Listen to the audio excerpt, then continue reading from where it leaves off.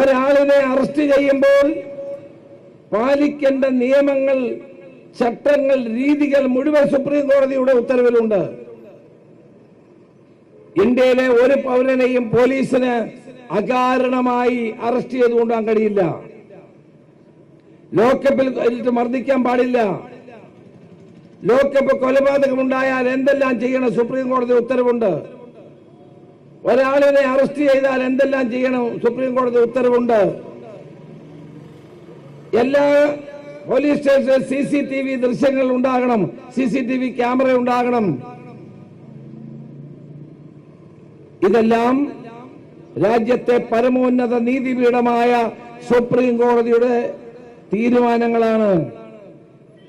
ഒരാളിനെ അറസ്റ്റ് ചെയ്താൽ അയാളെ 24 മണിക്കൂറിനകം അയാളെ കോടതിയിൽ പ്രൊഡ്യൂസ് ചെയ്യണം.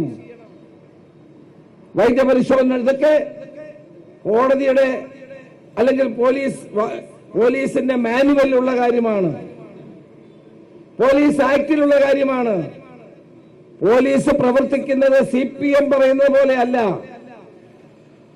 പോലീസ് പ്രവർത്തിക്കേണ്ടത് ഭാരതീയ നീതി സംഹിത, IPC മാറ്റിയിട്ട് അതാണ് സംഹിത പ്രകാരം, പോലീസ് മാനുവൽ പ്രകാരം, കോടതി ഉത്തരവ് പ്രകാരമാണ് പോലീസ് പ്രവർത്തിക്കേണ്ടത്.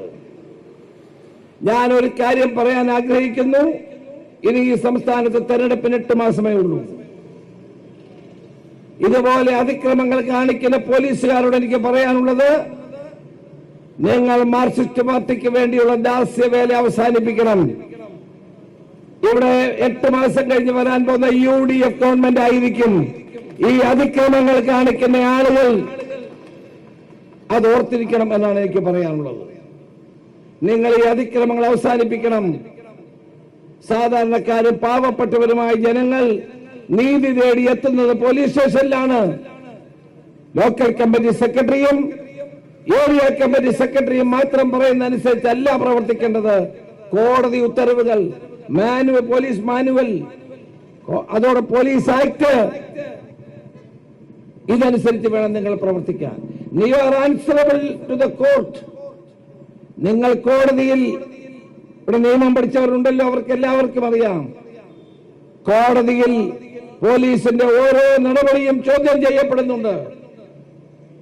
പോലീസിന് അങ്ങനെ സ്വതന്ത്രമായി ജനങ്ങളെ പീഡിപ്പിക്കാനൊന്നും കഴിയില്ല. കോടതിയിൽ ഈ പോലീസിന്റെ എല്ലാ നടപടിയും കോടതിയിൽ ചോദ്യം ചെയ്യപ്പെടും. ഉദ്യോഗസ്ഥന്മാർ മറുപടി പറയേണ്ടി വരും.